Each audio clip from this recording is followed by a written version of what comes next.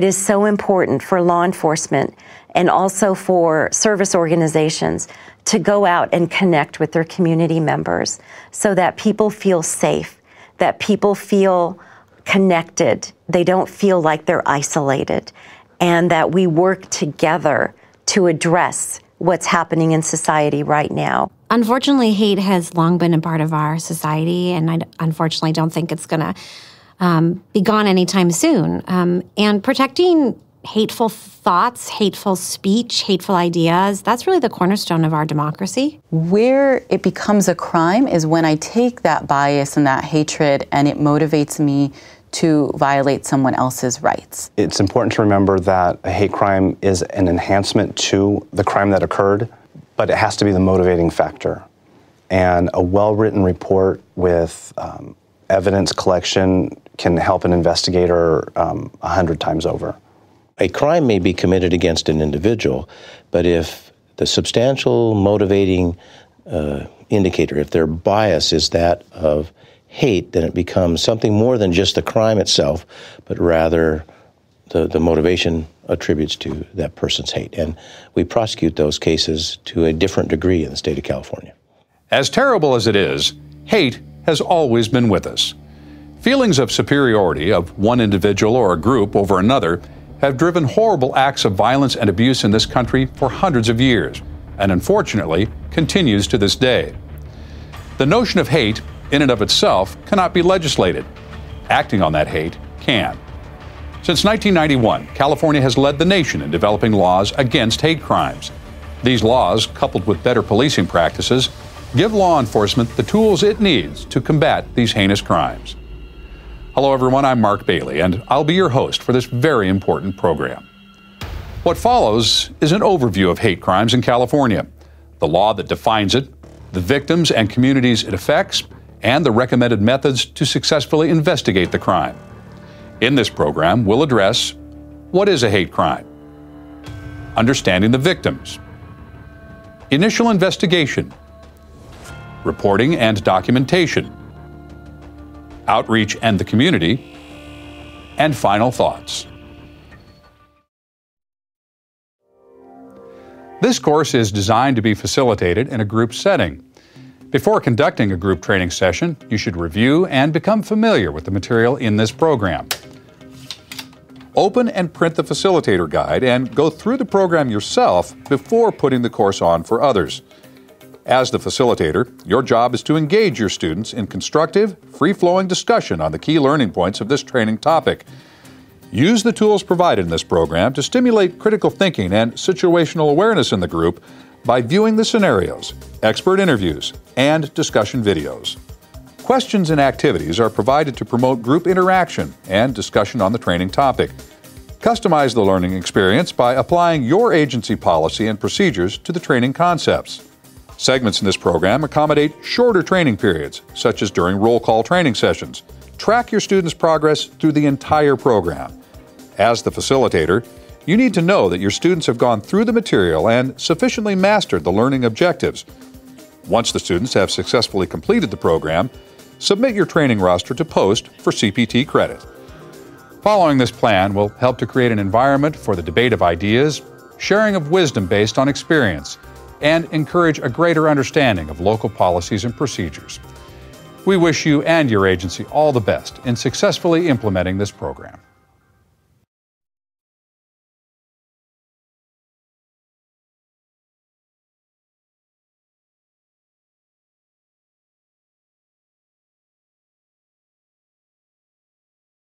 This course is designed to be facilitated in a group setting. However, when that is not possible, here are some instructions for getting the most out of this training program so that you may receive continuing professional training or CPT credit. Obtain permission from your agency trainer or supervisor to view the course for training credit, and let them know you will be viewing the program. This will give them some time to review the course themselves and be prepared to discuss it with you later on. Open and print the student study guide so that you can take notes and fill out responses to the questions and activities.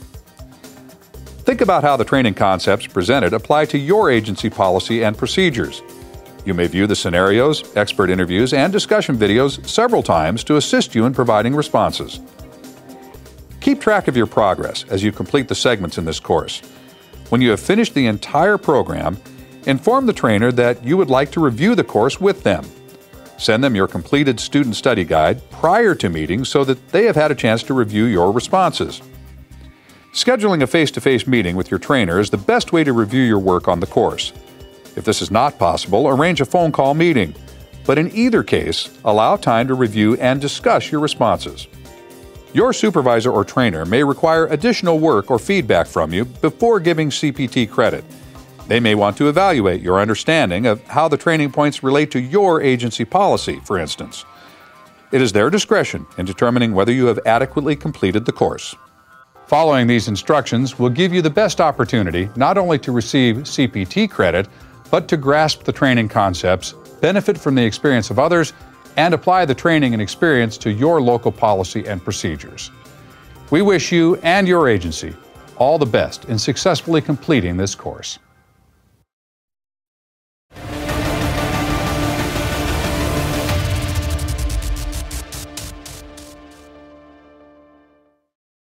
We've come to the end of our training presentation on hate crimes.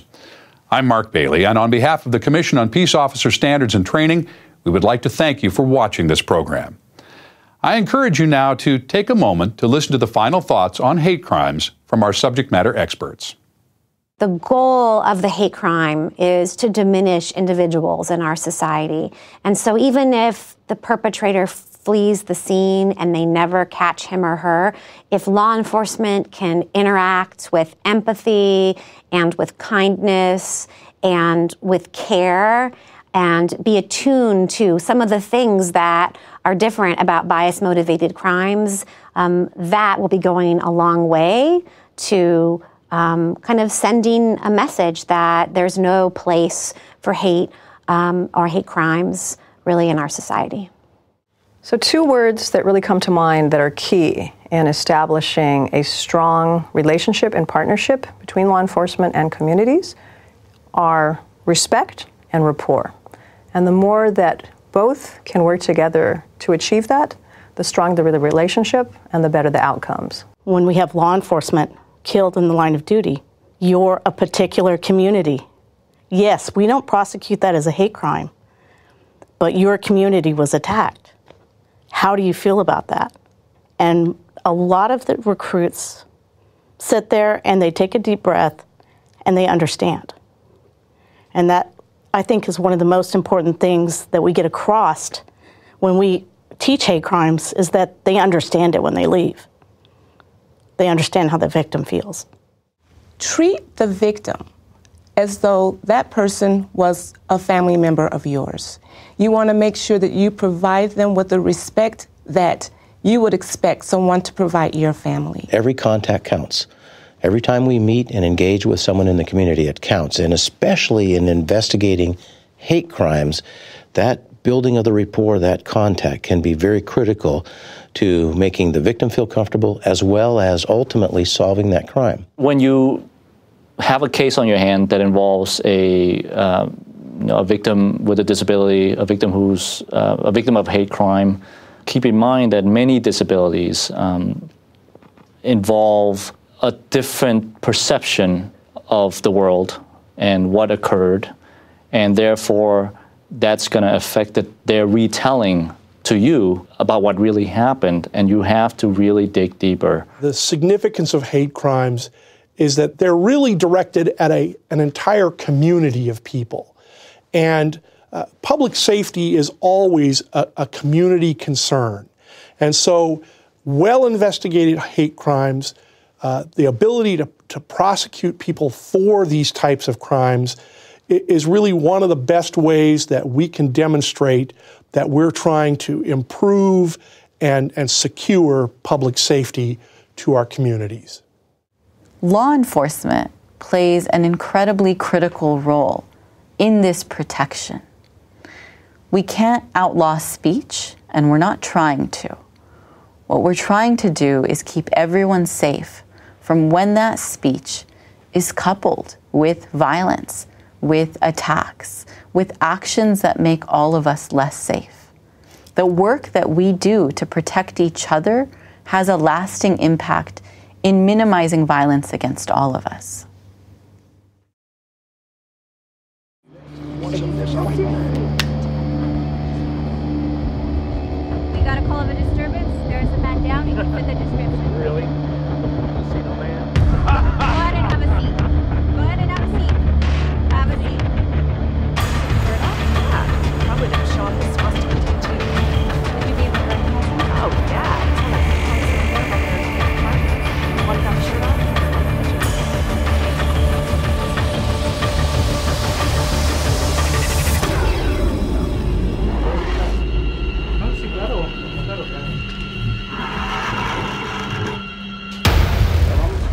Estábamos hablando con Anthony y dicen que alguien acá. Sí, pues a mí.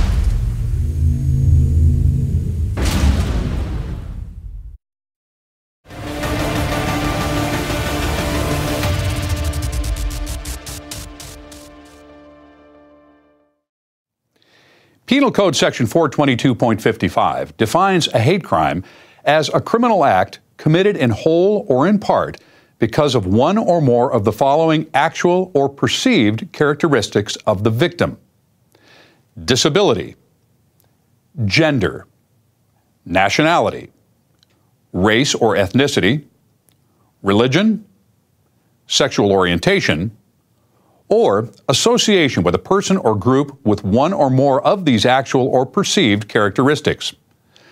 But while California's law does more than any other state to fight hate crimes, it carries with it burdens of proof and some misconceptions that perhaps make hate crimes challenging to investigate. Adam 22, respond to Bailey and Fremont, Snakeside Bar and Grill. RP states 2 skinhead types, white tank top t-shirts, pending 415. Adam 22 from Julian and Heading. Man, they've been busy lately. Robert's got an arrest out of there about a month ago, out of Mulligan's and 8th. Cool, let's go see who these players are. Fuck him up, man. Adam 22 on scene. We have a man down to the rear of the bar. We need another unit, code 3, and send medics. Adam 22, copy. Unit respond to assist Adam 22. Adam 17 on scene will contact the victim.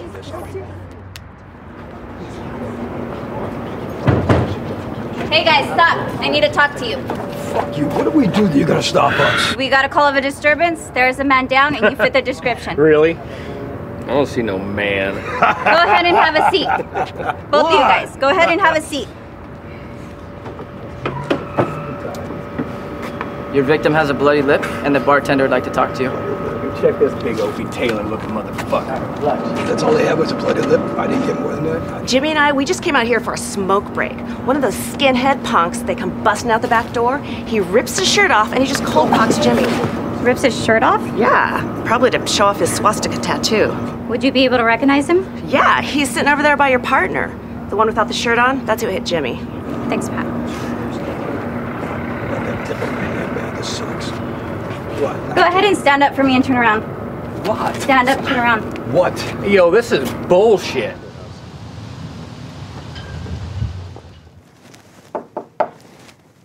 Hey, Sarge, you wanted to see me about my report? Yeah, come on in. Grab a seat. Hey, I was going over your report about the guy that got punched behind the Snakeside bar, and I just wanted to go over a couple things. Sure. What makes you think it was a hate crime? Well, we believe he tore off his shirt specifically to show off his swastika tattoo on his chest right before he hit him. There was no other prior contact inside the bar, and there was no other reason for an assault. And this makes it a hate crime? So what do you guys think?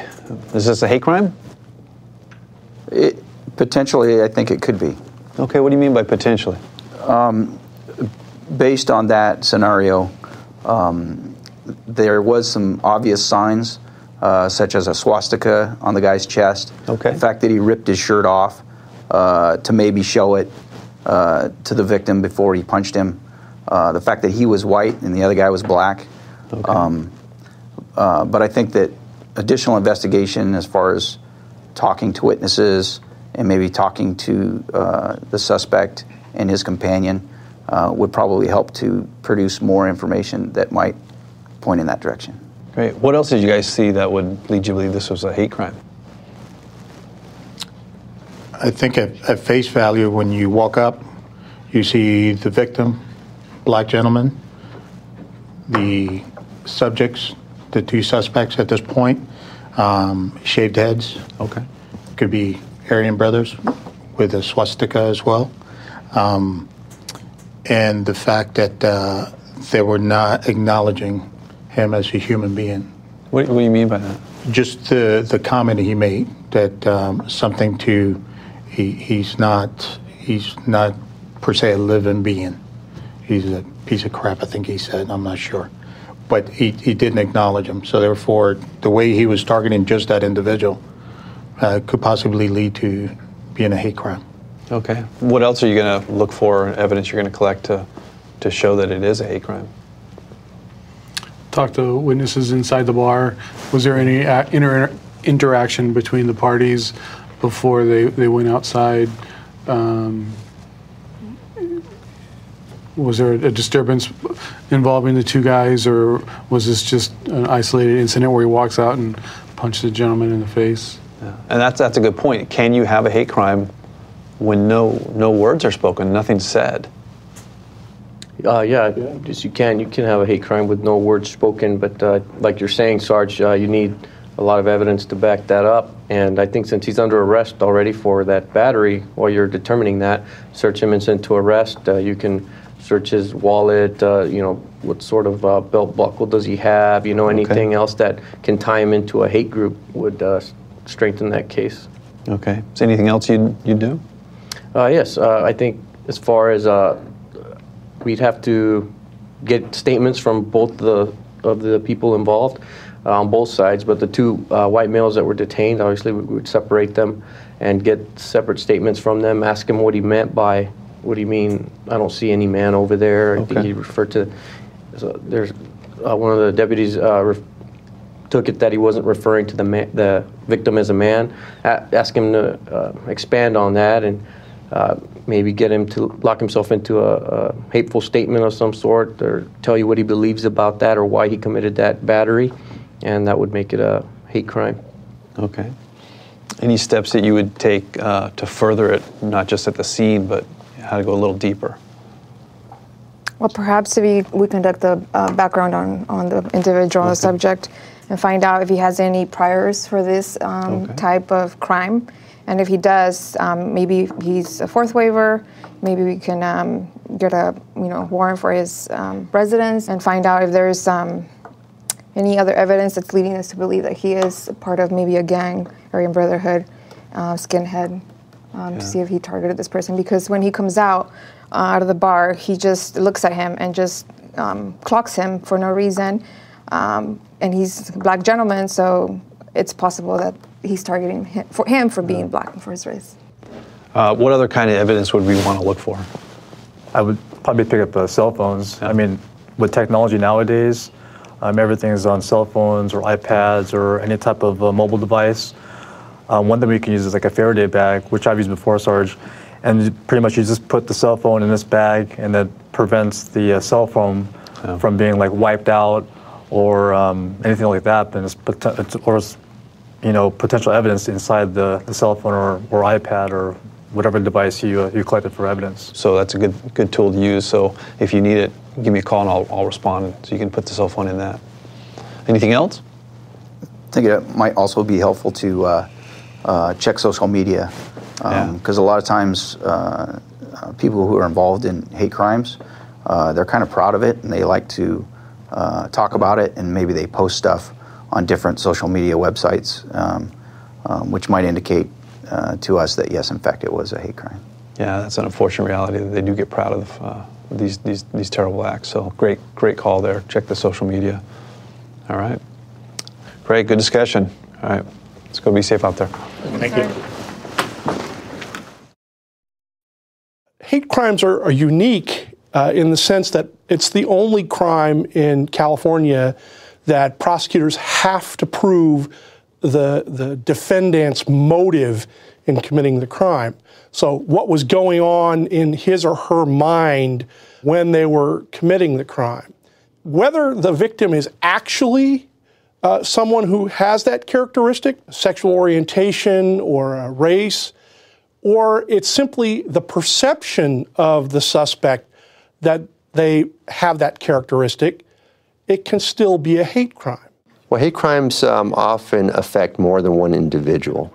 Even though perhaps only one person was physically beaten or one person's residence was vandalized, it actually oftentimes is a message crime to everyone who shares that targeted characteristic. One of the reasons we have hate crime laws is because as a society, we're sending a countervailing message to those perpetrators. And we're saying, you do belong here. You are safe here. We will protect you. And that one of the ways that we're going to do that is by having the enhanced penalty of the hate crime laws, in addition to having community support, support from law enforcement, support from others in the community. When I receive a potential hate crime case, I'm looking at various statutes. I'm looking at whether or not we have a felony. We would start with the 422.75 to elevate any type of felony. Could be an assault, could be a battery with serious injury. And if we have evidence of substantial motivation of bias, then we can add the hate crime enhancement to sometimes double the penalty, especially if there were more than a single offender. A misdemeanor crime that's committed by a suspect or subject that has a hate crime allegation attached to it can be filed as a felony. So it's important that you talk to your district attorney in your area to find out what their belief of that is. Normally, when you're charging a hate crime, you need to have the primary offense, and then the hate crime is an enhancement on that offense. There are standalone penal code sections which you don't have to have a primary offense. You don't need to prove someone was trespassing in order to terrorize.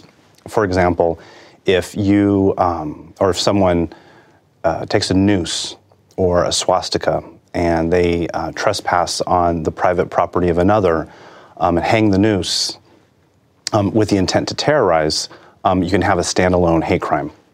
A lot of time, behavior that's based in bias, targeting someone because of their characteristics, might not necessarily rise to the level of a crime, or it might not substantiate the hate crime enhancement, but it could still expose the suspect to civil liability.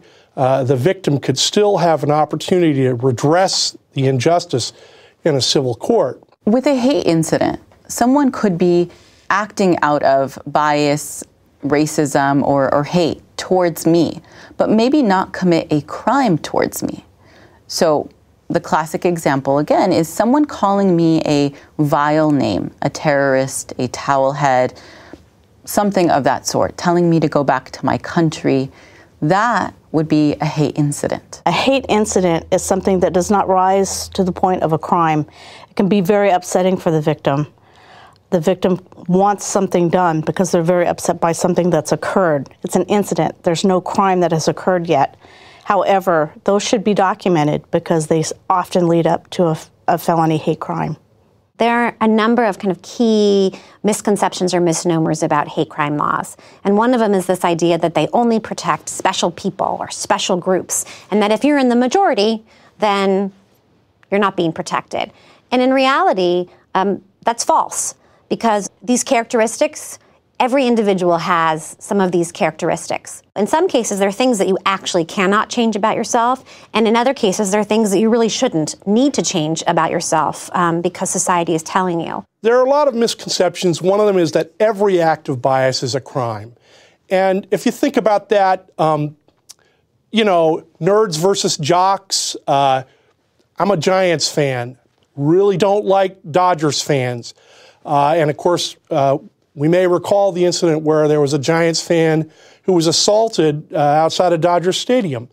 So people get very exercised about their sports loyalties. That's a bias, but it's not the kind of bias that's going to be the basis for a hate crime. A misconception would be that all hate speech is a crime, and that's not true. If hate speech is an indicator of your motivation and is that substantial motivating factor which, connected to a crime, would lead you to commit that crime, then yes, it probably would be a violation of a hate crime statute.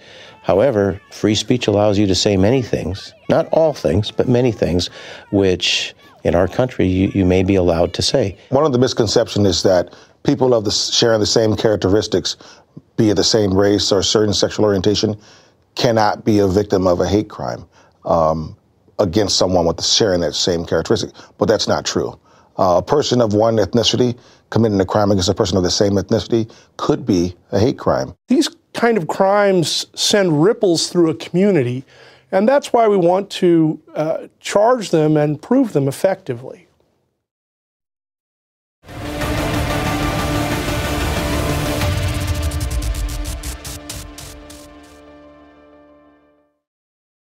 Victims of hate crimes differ from other victims because they are targeted for possessing characteristics that you shouldn't be expected to change. As such, how they process what happened to them can differ from other victims. Learning to understand the crime from their perspective and finding ways to best approach a victim of these crimes can be critical to resolving the issue. Hey, thanks for coming out so soon. Certainly. So what's going on? Well, Lopez has been my baker for the last couple of years. He's always early, so when he came in late today, I was concerned. When I went in the back to see him, he was holding a napkin to his head on a cut. Now, it didn't look that bad, so I cleaned it up and put a bandage on it. Okay, did you say what happened? Wow, he said he ran into these guys on a bus who were insulting him about being Mexican, and he's really shook up about it. Okay, where is he now? He's inside in the back, but I should tell you, he doesn't speak a whole lot of English. That's all right. I speak Spanish pretty well. Can you take us to him? Sure, come on.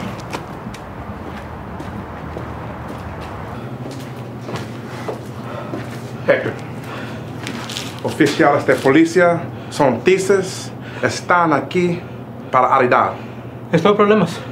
No, no hay ningún problema. ¿Me van a deportar? No vamos a hacer eso. No. Estamos aquí para ayudar. ¿Puedo sentar? No, sí, claro. Okay, claro. Gracias.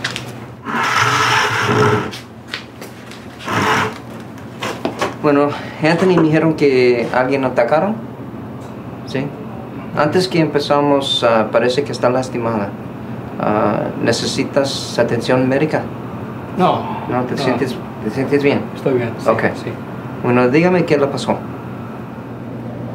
Pues venía en el autobús, venía a trabajar, que venía hablando con mi señora en el teléfono. Tres hombres empezaron, pues se me acercaron y empezaron a amontonarse alrededor de mí. Que era pues empezaron pues que casi a gritarme, me empezaron a decir babosadas, ¿verdad? Le subieron el volumen, ¿verdad? Me empezaron a decir cosas, no sé exactamente todo lo que dijeron, ¿verdad? No les entendí todo, pero lo que sí les entendí era que me dijeron que stupid Mexican, que fucking beaner, tú sabes, que me va para atrás a México, esas cosas, ¿ok? Eso sí les entendí. Entonces, ¿qué? Me bajé. ¿Del autobús? Me bajé del bus, sí. Me siguieron. Sí. Me siguieron y todo lo que pues podía oír era que mexicano estúpido, que pinche frijolero, que me regrese para atrás a México. No, pues le empecé a caminar más rápido. Le corrieron, me alcanzaron. Okay, alguien por atrás me dio un golpe, me tumbaron al piso y me caí al suelo. Okay, me empezaron a dar patadas, okay, me empezaron a golpear. ¿Dónde? Pues en el estómago, en todas partes del cuerpo, y pues aunque sea una vez me dieron en la cara. Okay, pues al mismo tiempo me estaban diciendo esas cosas que mexicano estúpido.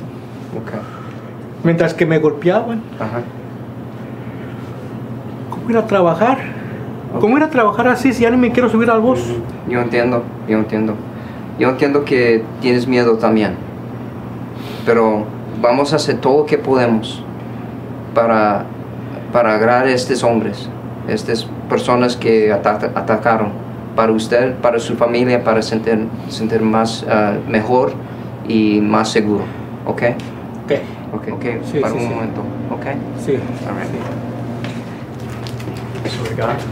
Okay, so he was saying that he was riding the bus to work, and 3 males approached him on the bus, and they started calling him names. They started making derogatory remarks, calling him an effing beaner, go back to Mexico, stupid Mexican, things of that nature.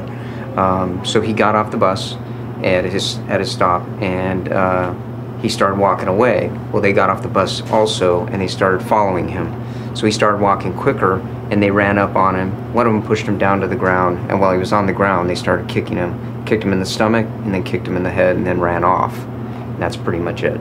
Okay, can you ask him what bus number it was, and if he remembers what stop he got off on? Maybe I can ask around, see if anyone saw anything. Sure, I'll take care of that. Oh, and you have a Marcy's card? Yeah, I have that, and I also have the victim compensation information. Okay, well, I'm going to go out to the car and pull a case number then. Okay, I'll explain that to him.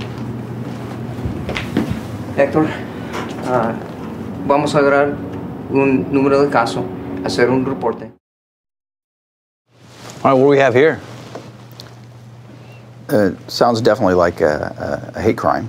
Okay. Why do you say that?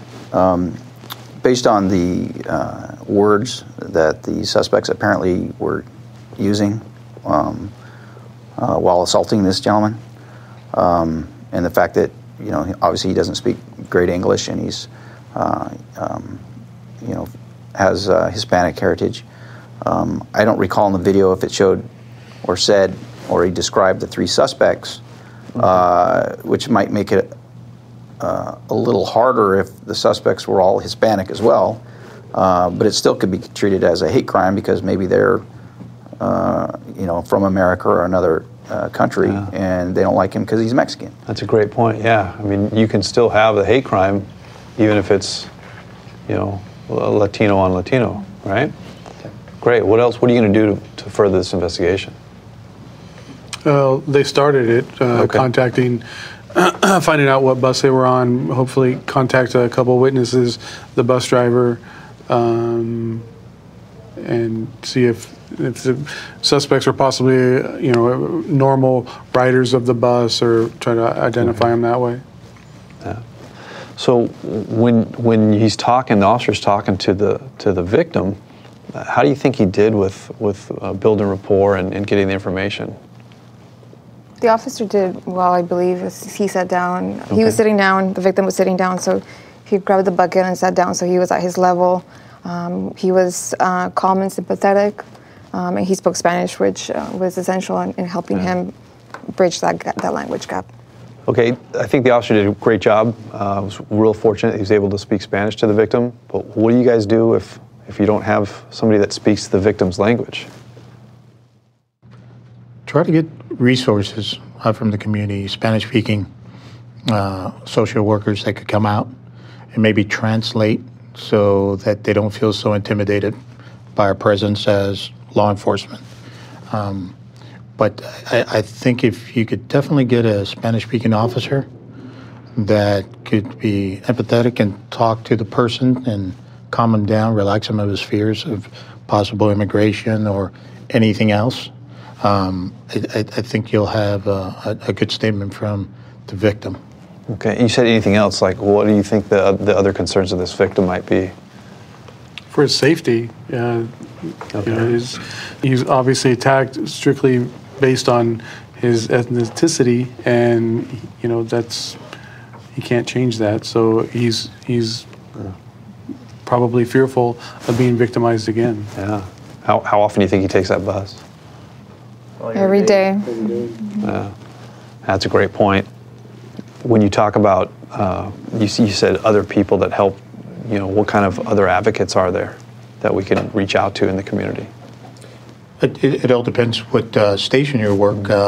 There's definitely other medias that you could try to get to help them. I guess it all depends in the station that you're at. So some of them are translators, right? But don't forget the victim advocacy office. You can not just get the translator, but they could also help understand those rights. Is this going to be over just now that it's off the bus? I mean, who else could possibly be affected by this? Probably his family. His family, when he goes home and they see the wound on his head, and he's got to explain to them, and maybe he'll do the right thing and tell them exactly what happened, so that maybe his children are not victimized, and they could be better prepared.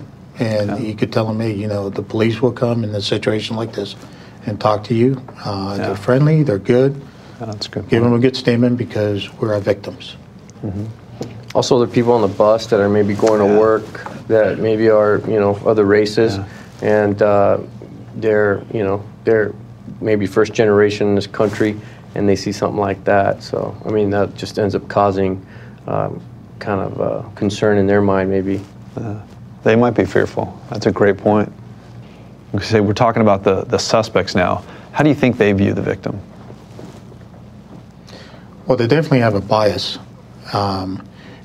That he doesn't belong in their particular group, that he's in some other group. Okay. And, they classified him as Hispanic, a beaner per se, very derogatory. And therefore, they had the motivation, and they were acting upon that bias. And unfortunately, he became a victim. Okay. Initially, when the officer asked him if he was okay, and they're looking at the cut, and they tended to a little bit. Why do you think the victim declined to get medical treatment? It looked like it was a pretty good cut there, and he was kicked. Sometimes victims don't actually have insurance like we might all have, and they may not have the money to pay for hospital bill or doctor's visit. So oftentimes they just decline to get the assistance they need, even though that's free, and we just need to be able to explain that to them. So we were talking about the concerns the victim might have with health care. What are you going to talk to them about? What are you going to give them the information about what they can do? A lot of times victims are unaware of some of the services that are provided to them, and the deputy needs to let them know that their costs of maybe going to see a doctor or going to a hospital as a result of a victim can be reimbursable. So they're not going to be having to come out of pocket with that in the long run. Yeah, perfect. Let them know. Great. All right. Any other points or comments on this this scenario? It's unfortunate that incident that he incurred, the victim, may have an impact on him financially. Having to leave work. Now he's not earning for that day. He doesn't have insurance, so he's taking all that in consideration and protecting that side more than his physical side and his emotional being. So we just have to make sure, press upon him that it's free service, you're a victim, and the judicial services will help him as well as a victim. Yeah, like you were saying earlier, the victim advocate can really come in handy there for that too, help you guys out, especially if there's a language issue. Wonderful. Great discussion. Let's be safe out there today. All right. Thanks, sir. I think that hate crime is different from a quote-unquote regular crime in that the victim didn't practice in anything unsafe. For example, they weren't at the ATM at 2 o'clock in the morning. They weren't stumbling home drunk and unaware of their surroundings. They were just living their life. And they were targeted because of one of the characteristics that the penal code covers. Victims of hate crimes, there's two levels. Not only do they experience physical violence, they are also experiencing an assault on their identity. There's a long-term impact to hate crimes because the person is being targeted because of something that's innate to them, something that they really can't change or shouldn't be required to change. They're being chosen not because of something unique to them, not because, hey, it's Tom Toller, but because of my religion or my national origin. And so you always wonder, could it happen again? Will it happen again? Why did it happen? And so that's the reason there are long-term impacts. Well, sometimes our victims of hate crimes are very reluctant to come forward. It could be that they don't want to come out or present what they are or who they are. So they don't want to come out and tell you what has happened to them and why they think it's happened. So they're protective of who they are. And you can understand, because not only are they a victim of a hate crime, but there's a secondary victimization if they're not accepted at their job or career of where they come from. So if you have a victim who comes from a traditional or an Eastern culture where honor and saving face is very important, there may be a sense of real shame around what occurred, a sense of fear that once the public finds out about it, they will be shamed, their family will be shamed, or even worse, that they may then be targeted for more hate crimes. So it's important to really reassure them about the confidentiality. Some victims of hate crimes that are immigrants may be a bit reluctant to let you know and report the crime because of their immigration status. So it's important as an investigator to let them know that we're there to help them because they were victims. We're not there to inquire and dove into the fact that their immigration status. That's not important. What's important is that we get the facts of the case from the victim, which is the immigrant, to follow up on the case and hopefully arrest somebody and get a conviction. The vast majority of time, victims of crimes with disabilities or the perpetrator is actually somebody that they know, most likely somebody who takes care of them. The victim will feel that they did something wrong because this is somebody who cares for me, and why would they do this kind of violence on me if it wasn't something that I did? So just because a victim isn't talking about something, doesn't seem to have been impacted by that, that absolutely does not mean that they're not suffering from what occurred. And so it's important, I would say, to really establish the trust that will enable the victim to feel comfortable enough to talk about what happened so that they feel safe. You come face to face with a victim. They have just been through a really traumatic experience, and they're not going to be their normal self. So it's a matter of an officer understanding, being sensitive to the fact that the person you're seeing in front of them is someone who's just been traumatized. And by understanding that, engaging with them in a very calm manner, a manner that is not going to make them feel fearful in any way, and in a manner that's going to make them feel like they're safe, that they can talk to you. Sometimes if we ask the question, do you want to press charges? And if the person says, I don't know, we interpret that as no, or we interpret that as reluctance, or we interpret that as they're uncertain if they want to, and that can sway an officer in his or her decision to be more complete. And I would submit that we need to be complete in our investigation. We need to find out what the victim says and really understand what that victim means. It's important for us as investigators to let them know that during this case, everything that you tell us is going to be confidential. We're going to keep the report off the report board, so no one can come to the station, look at the reports and see it, because we don't want them to be and feel like they're outcast. It's important for us to let them know about their confidentiality. Oftentimes a victim is lost during the process. They don't know where to turn, and we have a multitude of resources that we can offer, not only within the law enforcement community and the district attorney, but through reaching out to communities. They may not know that there's a community group there for them, and through the connections that we've made, we can call somebody, get them in touch with a leader within the community or other community members with whom they'll feel more comfortable talking to. Law enforcement is required by law to inform all victims of crime about the California Victim Compensation Board. And we will reimburse for expenses that are submitted to us for medical, mental health, income and support loss, residential security, crime scene cleanup, and vocational rehabilitation if a victim is disabled because of the crime. We will also do home and vehicle modifications. So these are all expenses that we can reimburse for. We do have certain dollar limits depending on the benefit, but we are able to help with those areas. Officers need to be aware that their activities, how they investigate this crime, is going to be scrutinized by other people, not just the immediate person that they're dealing with. If they bear that in mind and work to develop good cases, they'll increase the community's confidence in their response to hate crimes.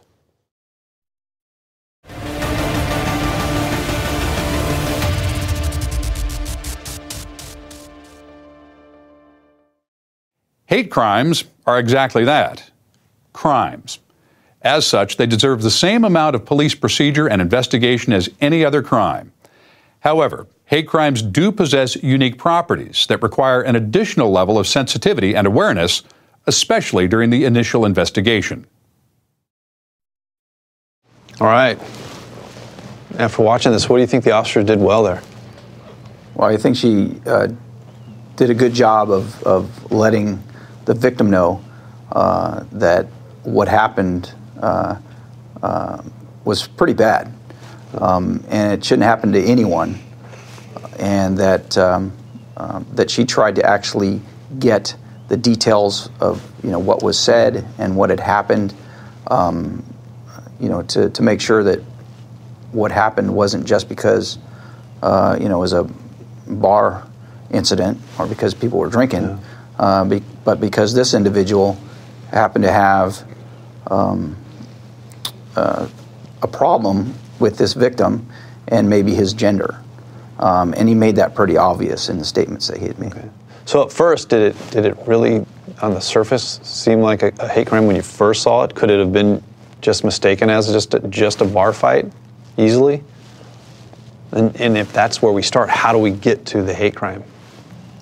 I think that the suspect targeted them from the very beginning and did not like the fact that there was the female and the male at this point now, and he classified her as a female because called her princess, said you wear panties, where the identification of the victim is a he at this point.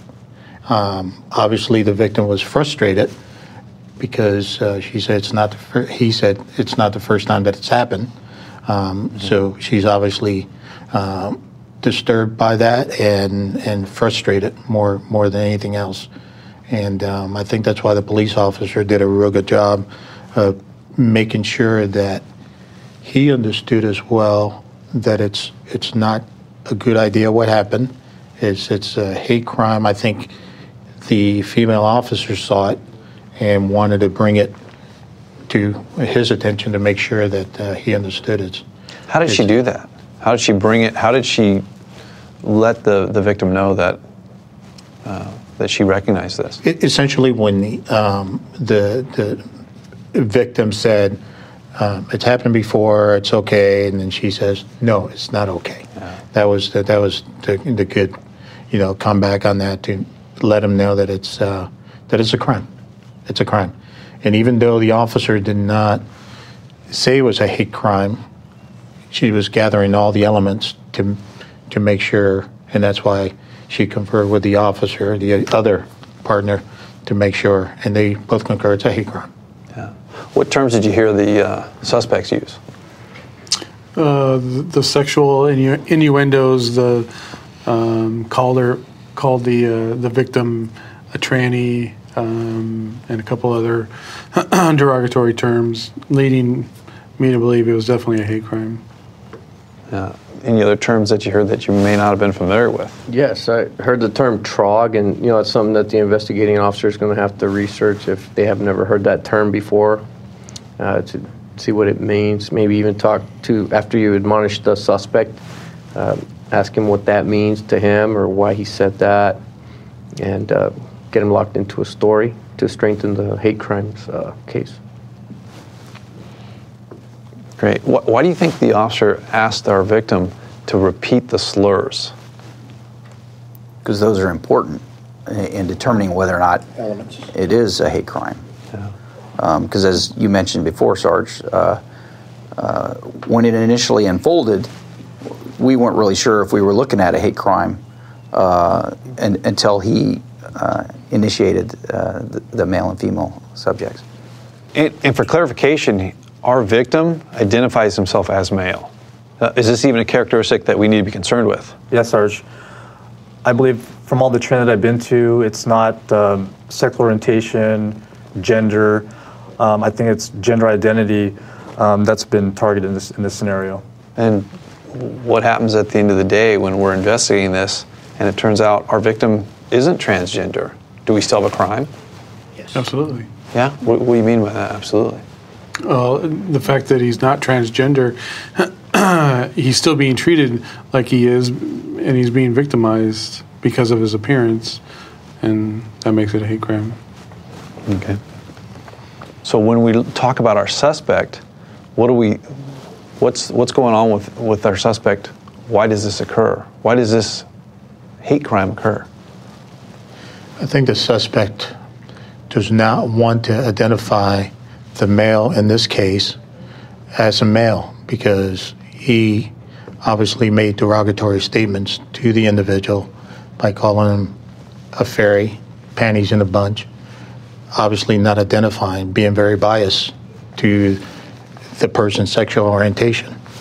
And I think he made that very clear, the suspect made that very clear to try to belittle this individual by not being acknowledged in the category. Yeah, there was a substantial motivation of bias from the suspect to the victim in this case, like Louis said, and that's what led up to them discussing that at the table among themselves, and then it led up to the suspect walking up in between the victim and his girlfriend there and spilling the beer, and that led up to the derogatory terms and the assault. So does that, all those factors you just talked about, how does that turn this from just a bar fight, and then what does it elevate it to now? Well, it definitely turns it into a hate crime because it's not just a simple battery at this point. It's a hate crime because he's motivated by that bias. In this scenario, when you said you first watched it, you wouldn't necessarily identify the male as transgender. Well, what happens when you're in that situation where it's not readily apparent? I mean, how do you ask that really personal question if somebody might be transgender or gay or anything like that? How do you ask that person that very personal question? I think if you have an ID card, just simply talking to the individual and asking how the person would like to be referred, how you refer to the person, to make sure that everybody is on the same page, basically, and not to offend any more than the person has been offended. I think clarity, because it's an awkward situation, not just for the officers, but everybody involved. Yeah, and based on the scenario, it sounds like they're starting that ball rolling for some good follow-up as well, talking to the bartenders and videos and things like that. So good job. All right, let's be safe out there today. Thank you. It's important that the first responder, be it a deputy sheriff or a police officer, act as though they're the first investigator, because in actuality they are.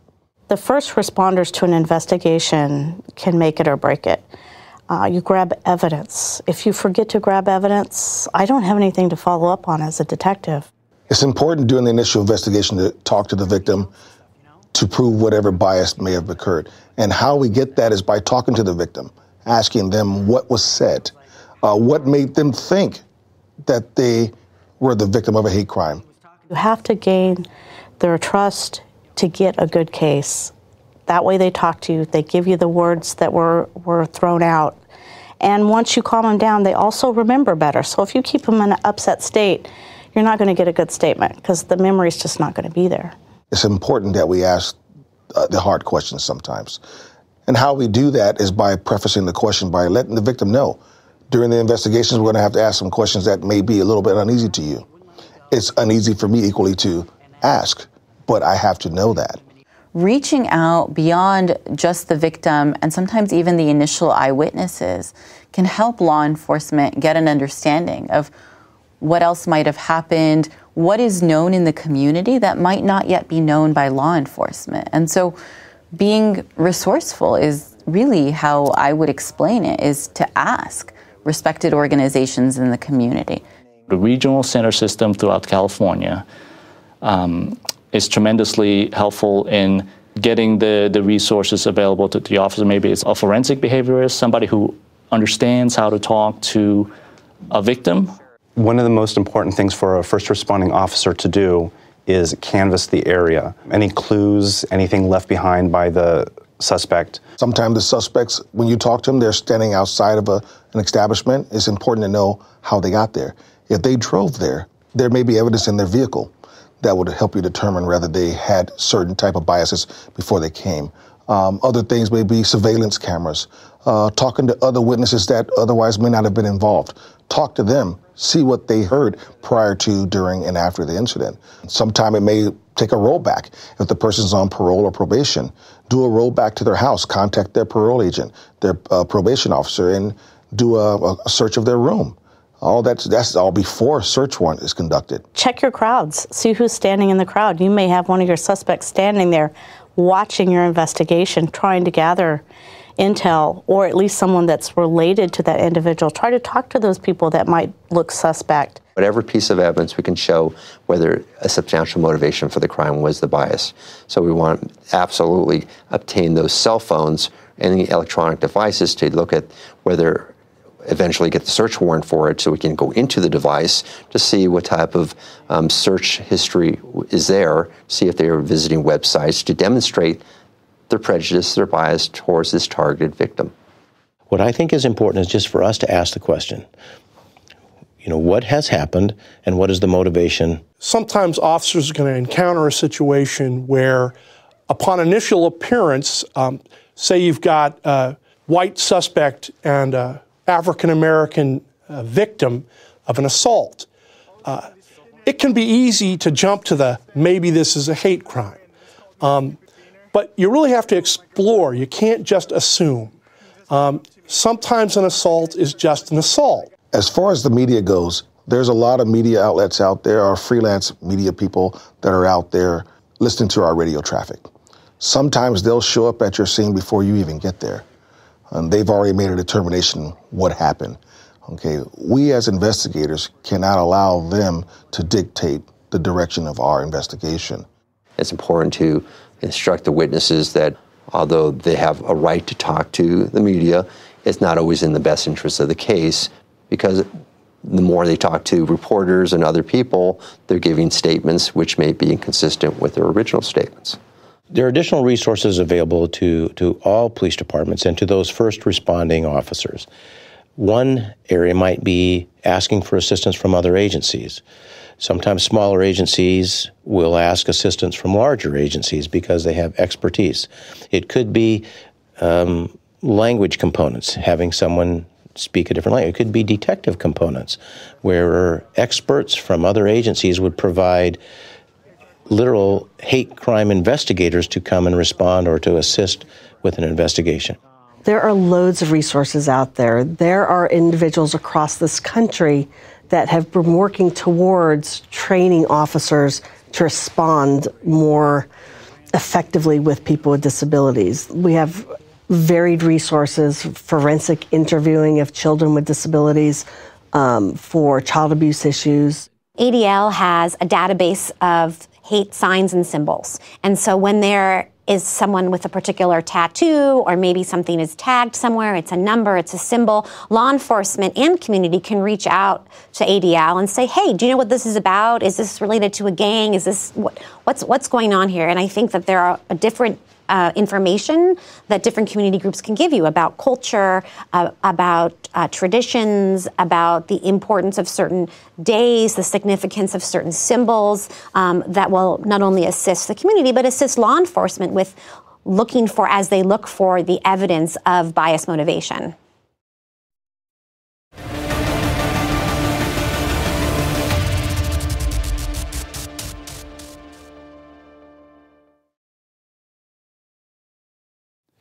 To convict someone of a hate crime, you have to prove motive for bias. Therefore, it's critical that the reporting and documentation of words and actions used in these crimes be very specific. In addition, beyond hate crimes, every hate incident should be reported and documented as well, since these reports can be extremely helpful to the DA in successfully prosecuting someone who later commits a hate crime.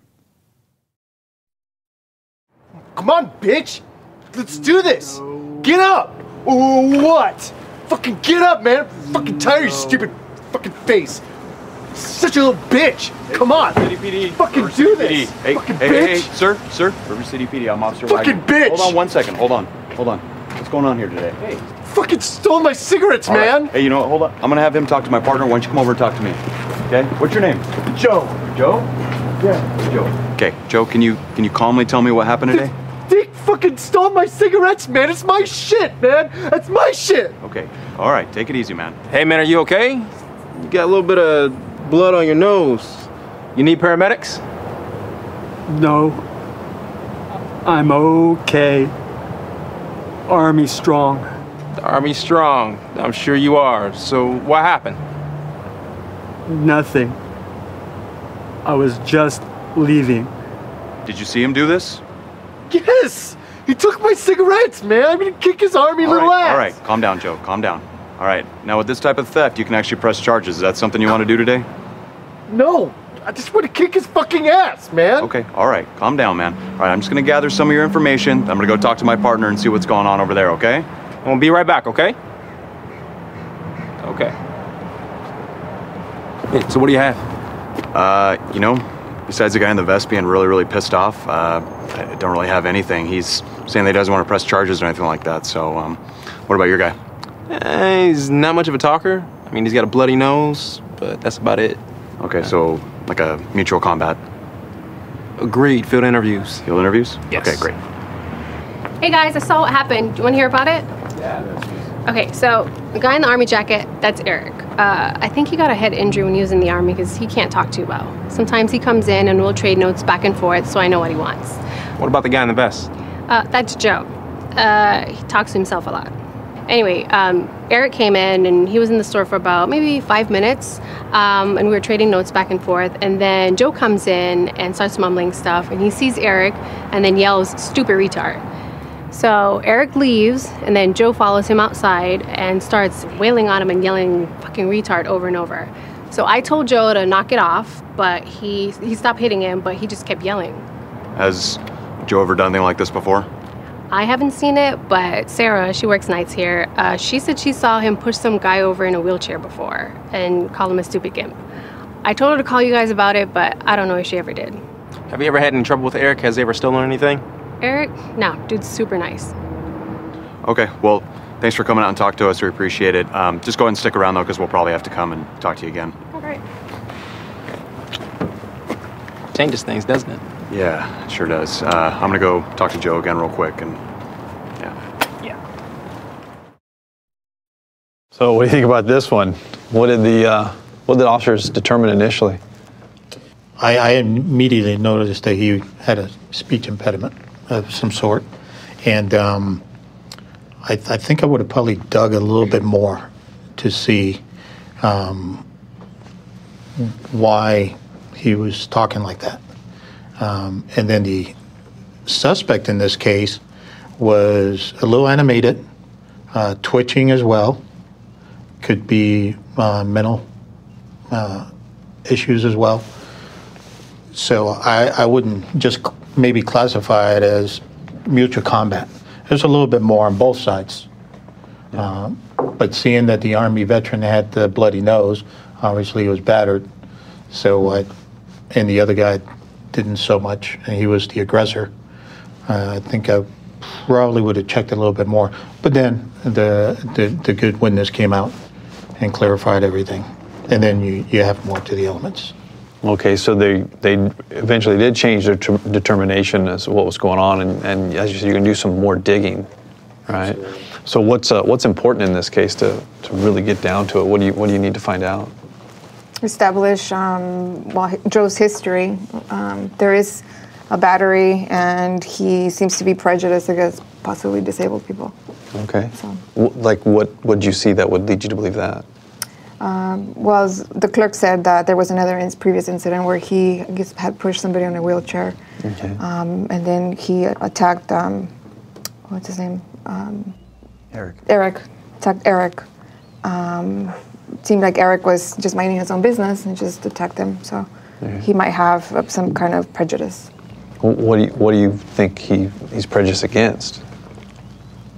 By the sound of, or by what the, going off of what the third-party witness told the officers, it sounds like the suspect is biased against somebody in a wheelchair by dumping him over, calling him a gimp or some other derogatory term. And she also said that the suspect, as he was wailing on the victim there, was calling him another derogatory name. I forgot what reference that was, retard. So he's definitely showing that he is biased towards people with disabilities. What do you think about the interview with our homeless vet? I mean, how did that go?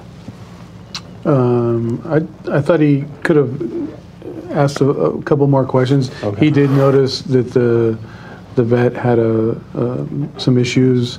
I like the suggestion that Louis had of calling a PERT deputy and find out where his mental ability really lies. But digging deeper is gonna help them both out. Are you gonna have any communication issues with our vet, our Army vet, that maybe have a traumatic brain injury? Yeah, the store clerk said that they communicate by passing notes to each other, so that's probably the best way to communicate with them up front until there's something that can be figured out. And also on the suspect's end, like Louis referred to it as getting PERT out to speak with him, because we need to determine if his actions were a result of an intentional crime or whether they were a result of his disability, if he has any mental disorder. If he does have a mental disorder, can he still be the suspect in that crime? He can, yes. Right. And what evidence here? Did you hear anything that our witness said that would lead you to believe this is really a hate crime? Well, he called him a retard. Yeah, so, I mean, even if he has mental issues... He was still conscious enough to be saying that. Yeah, exactly, and those are the things we really want to focus on. And the fact that the subject kept saying, he took my cigarettes, man, he took my cigarettes. Didn't say anything about hitting him, didn't say anything about, prior, just that he was focused on that. And the way he was twitching led me to believe that there's something in there that needs to be investigated instead of mutual combat. Because you could do mutual combat, let them go. You're going to come back to the scene. Yeah. We're going to come back because that's not going to go away. Yeah. So these officers were about to leave this as a mutual combat. What steps are you going to take, to further this investigation? They were in front of a storefront or some sort of business or something. There's windows there. Just because there's nobody outside doesn't mean that we can't go inside and investigate a little bit more, because as the time given afterwards, the lady was busy, but she couldn't get out there. And then all of a sudden, when she became busy, she came out and talked to the officers. So definitely canvassing the area, the immediate area. It looked like it probably happened right there and then.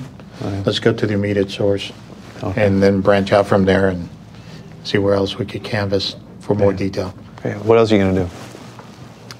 Maybe talk to other transient homeless people that are in the area. Perhaps Joe is well known, and maybe they potentially be victims of Joe. So maybe to strengthen our case, if there is a case, or find out there's a case. Mm-hmm. Yeah, and we found out there might even be another one. So is there anything else, other resources around the area you might think of? Maybe the store has video for the parking lot that would show the entire incident.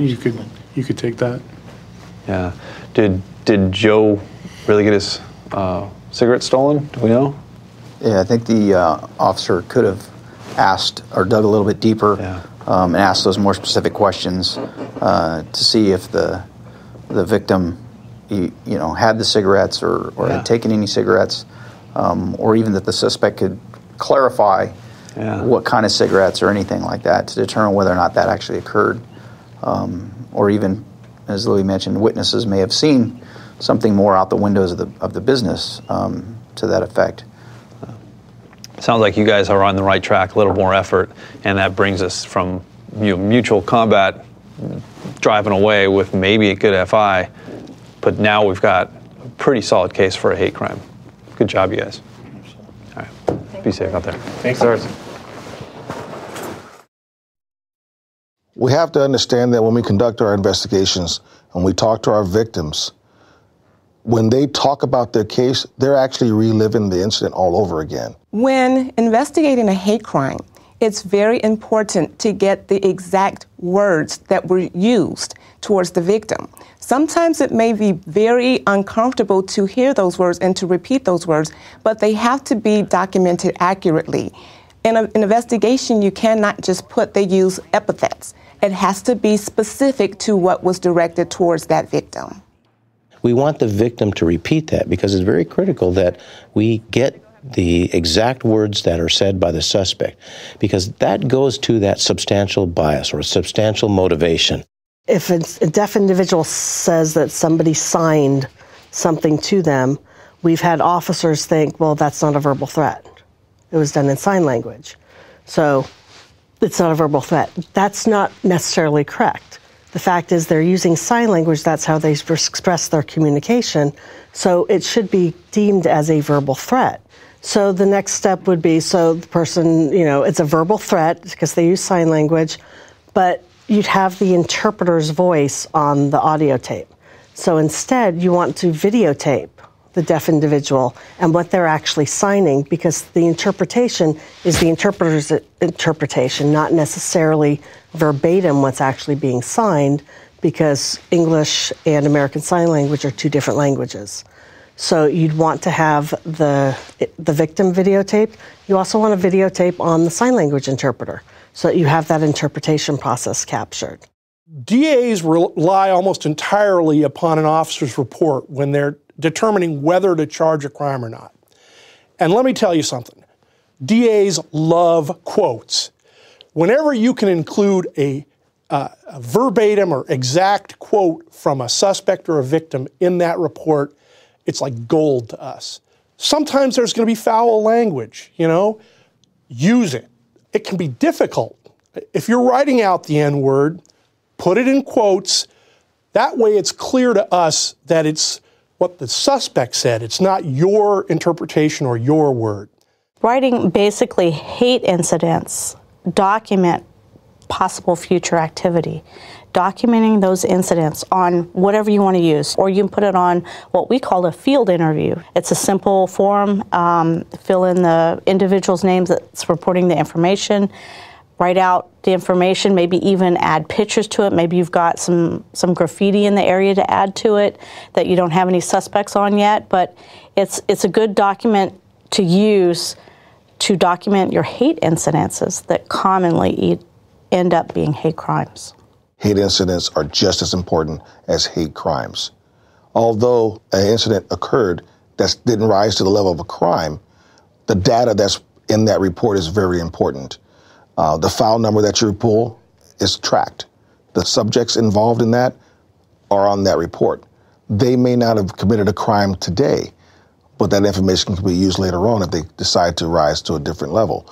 And if they do, we have the incidents recorded. Say individuals in the area with tattoos that look like might be white supremacy tattoos, or suspicious behavior, groups gathering in certain areas, certain parks, or in certain schools. We have a lot of younger kids that gang age, 14 to 25, includes the kids at high school. Maybe bad behavior, maybe they're dressing the same, using a particular style of clothing.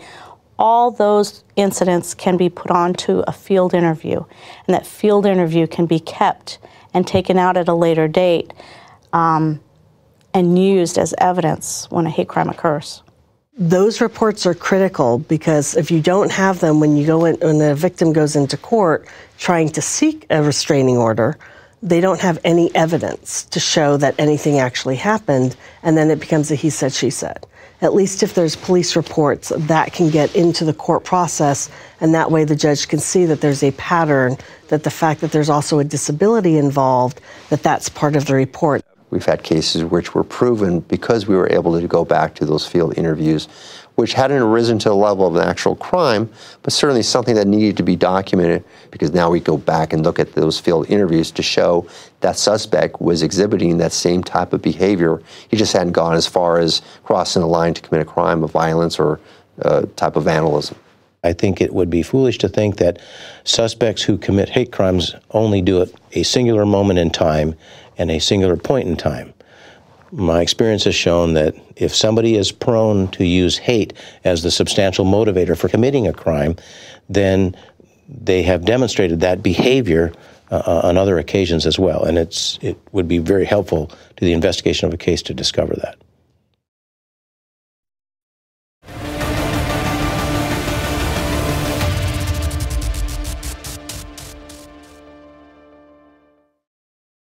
For peace officers, the mantra to protect and serve has always revolved around community. The more you understand and engage your community, the safer you and the residents are. However, when your community includes groups whose characteristics are targeted for hate crimes, knowing your community well is especially important. Were there any warnings about this? Did anyone give any calls? No, we didn't receive anything. No, here's the police warning.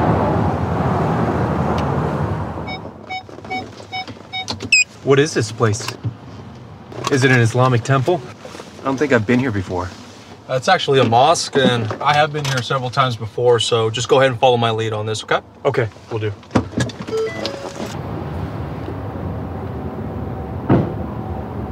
Assalamu alaikum, Imam Taha. Walaikum salam, Officer Hank. How are you doing? Good. This is Officer Lopez. Hey. Hey, how you doing? Nice to meet you. Nice to meet you too. This is Sister Tahseen, our board member. Assalamu alaikum. Alaikum salam. Nice to meet you. Thanks for being here. So, can you tell me what happened? Yes.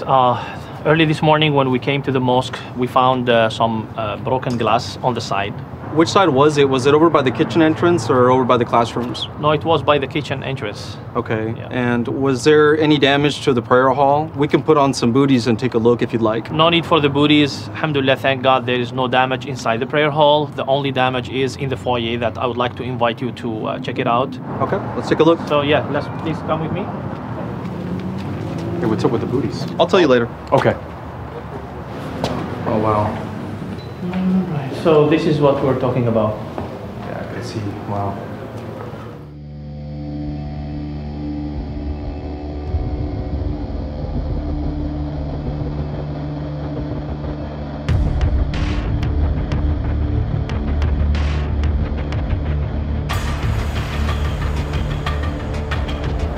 Okay, Imam Taha, it looks like we have everything we need. Once again, I'm really sorry this happened.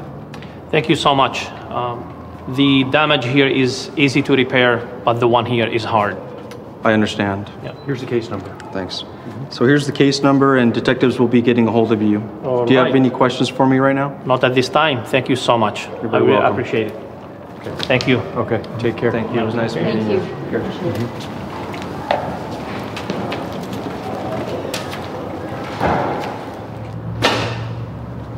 We're here in front of the Islamic Center. It didn't take long for the media to get here. Do me a favor, go ahead and get on the radio and let the SAM unit know that the media is here. Okay. I'm going to go talk to the folks at the congregation and let them know that we'll be doing some extra patrol around here. Okay, we'll do. All right, thanks. We'll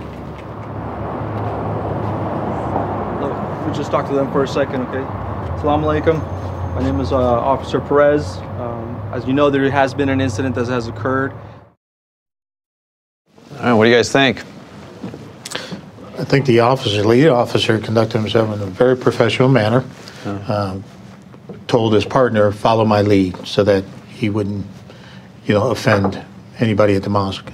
Mm-hmm. So I think that was very professional of him to make sure his partner didn't commit any offensive gestures. Like touching the lady in the U.S. were different. and they crossed their chest. So I think it was definitely a good lead, since the other officer said, I've never been here. Okay. Just to cover that in preparation for the investigation. Okay. And are you going to be talking to the media like he went out and did? Probably not right away, but eventually, yeah, during the investigation, they're going to probably end up finding this probably some type of, hate crime, just because of what we see inside there. Yeah. It seemed like the primary officer had previous contacts. He just knew what to say, what to do. He said, take my lead. So he probably knows their customs and their values and what they do.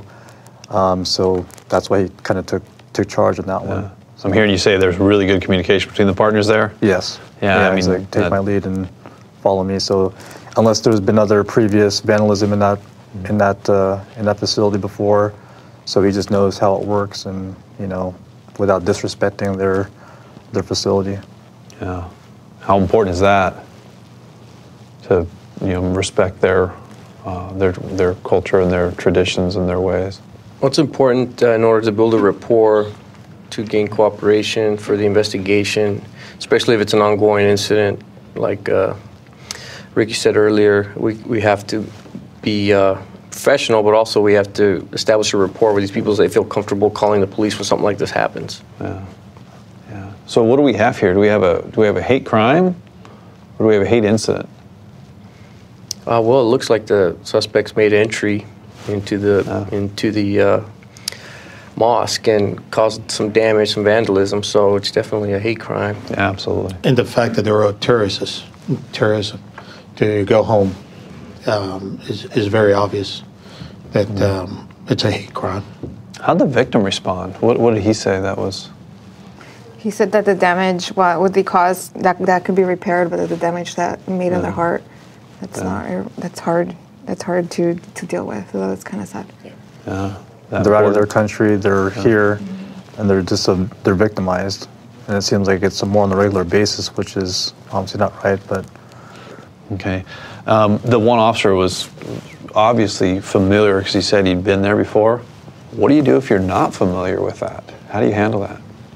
Just act professional and try to do your best to communicate and not offend, but just remain professional. So how do you not offend somebody? I mean, you don't know what the customs or the traditions are. How do you learn what they are? You could tell them, I've never been here before. Yeah. Can you walk me through it? And like about the booties part, about covering your feet. So I don't think we're gonna be taking off our boots, but I mean, if we have to wear something over our boots, and conduct an investigation, it's our crime scene, but you kind of have to meet halfway. Yeah, and maybe even before getting on the scene, if you know it's going to be a mosque, say, hey, has anybody worked this area before? Can you come and assist us and make sure that we don't offend anybody? Again, we want to remain professional and help the victims. They're obviously victim, and they're good to the community, obviously. They know the officers and respect the officers as well. And perhaps take it back. So if you've never done something like that or interacted with such a scene, go back and educate the other officers so they know and they're aware of what to do and they encounter that situation again. Yeah. Is it better to meet somebody for the first time under these circumstances or being familiar with your beat? Familiar with your beat? Yeah. It's unfortunate the way that you have to meet these poor victims in this case. But definitely knowing your beat, knowing the area and what kind of mosque and religious, facilities you have, and that's beat responsibility. Very important for everybody to know. What other resources do you have that you can maybe learn about what somebody's customs or culture is about? I mean, they're on that beat was obviously that mosque. I'm sure they have several pieces of literature, it looked like, so I'm sure they'd be willing to, if the partnership was formed with the area substation, they'd be willing to maybe provide lineup training or sensitivity training for the officers that patrol that area. Yeah, that's a great point. Perhaps a community relations officer knows a partner that is part of the mosque, and you build those relationships, and perhaps have that and offer that education to the officers. Yeah, I think a police department is as good as the community, and if you have a good community backing the police department and the sheriff's department, that's really important. And again, just like they were saying, bring them to the station, line up training, or have gatherings where you learn about each other's culture. That's really important.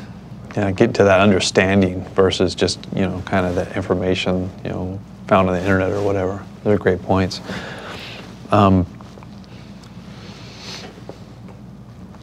When the officer was talking to the community group and the media's there, you said, yeah, maybe I'm not going to do that. I don't want to. So what's the policy say? It's real important to know what our policy is.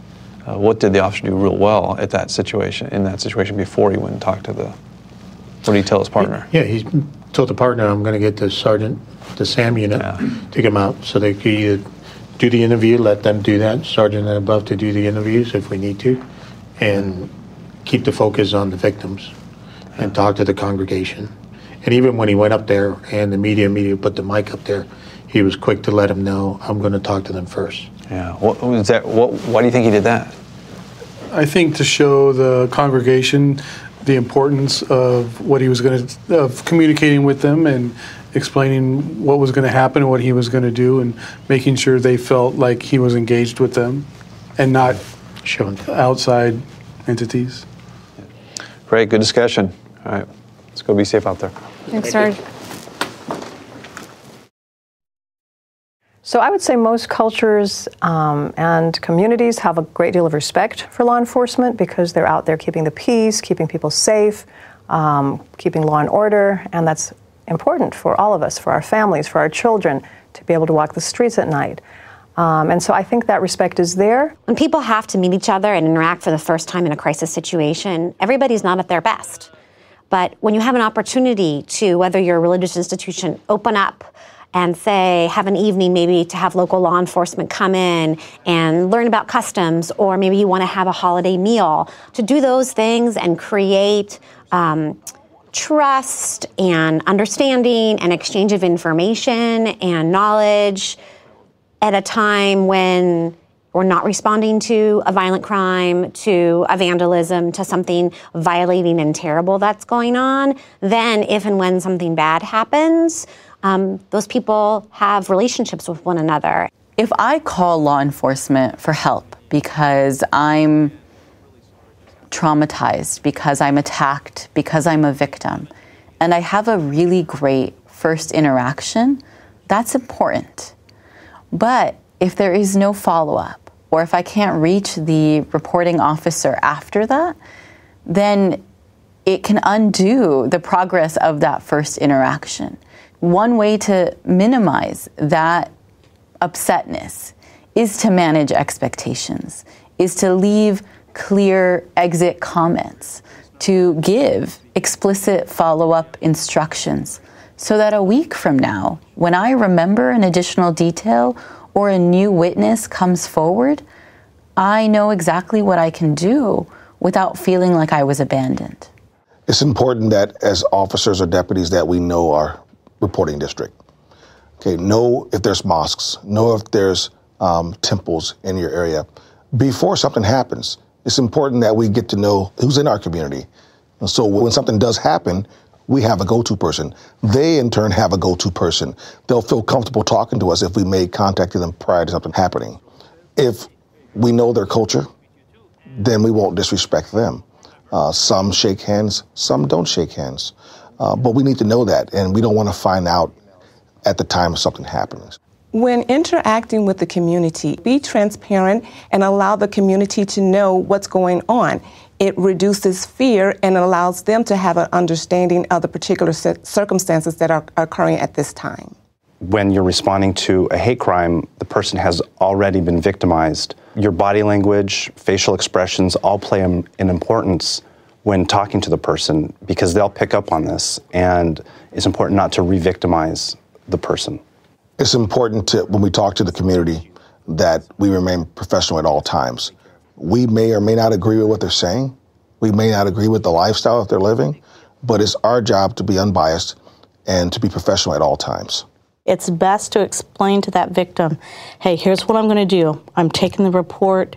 The next steps, this report's going to go to the detective. It's going to get assigned out to a particular person. And if you happen to know who your hate crime detective is, tell them the name so that if that individual's on vacation or whatever, they can call the station and find out. That way, they have someone to call. The next step is call the detective. The next step is call victim witness. The next step is call the district attorney's office. So community advocates can be a good kind of middleman between the community and law enforcement because they have a better sense of how law enforcement operates. Of course, they have a good understanding of the community and their concerns and their issues.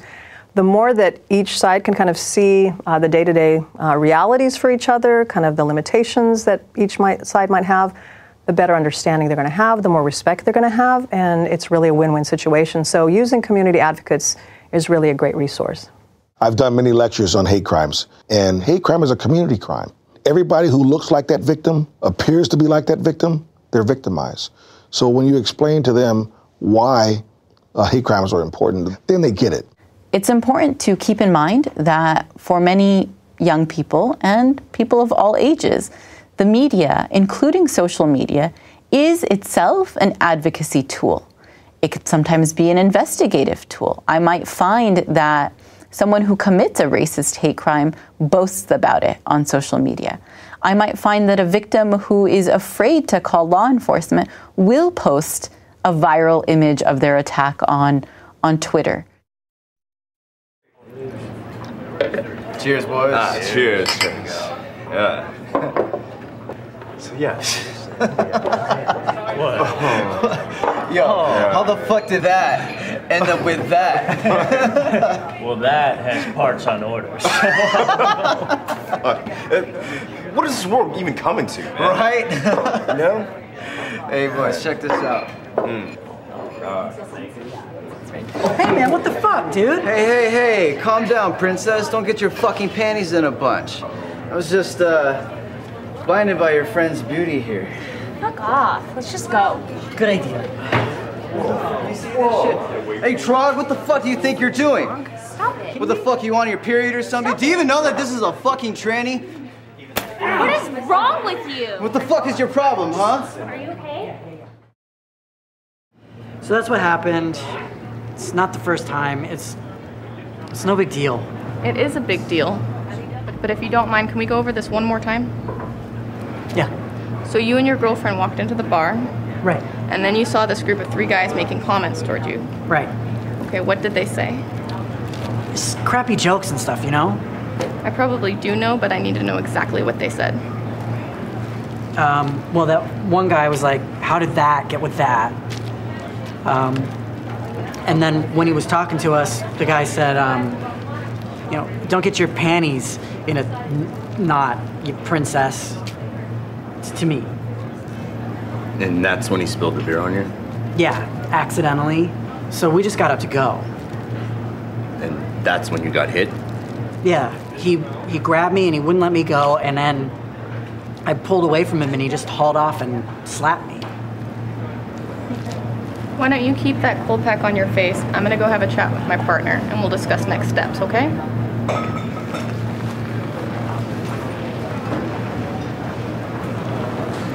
So I think we have more than just a fight here. Do you agree? Oh yeah, this guy had some definite issues with our victim. Okay, so why don't you go talk with the victim's girlfriend and the bartender who called this in. I'm gonna go have a chat with our guy to see why he thinks this may have happened, discuss what we're gonna do and what he should do next. Sounds good, and then I'll check the surveillance cameras and see if we can ID some of these guys. That's a good idea. Okay.